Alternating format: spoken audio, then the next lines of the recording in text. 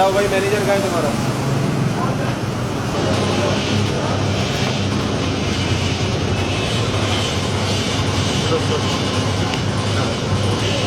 Cashier जो है उसको फोन करके बताओ।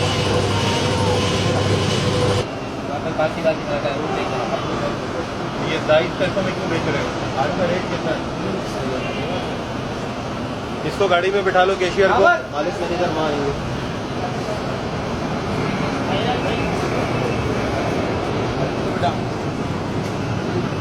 इससे मोबाइल लेकर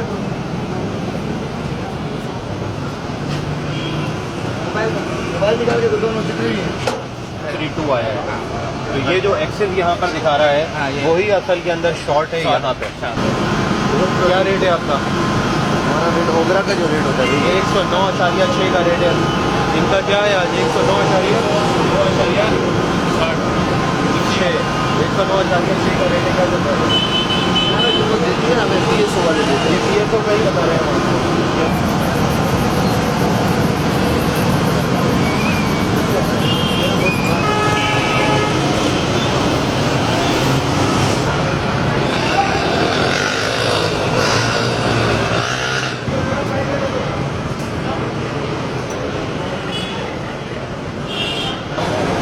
आ जाओ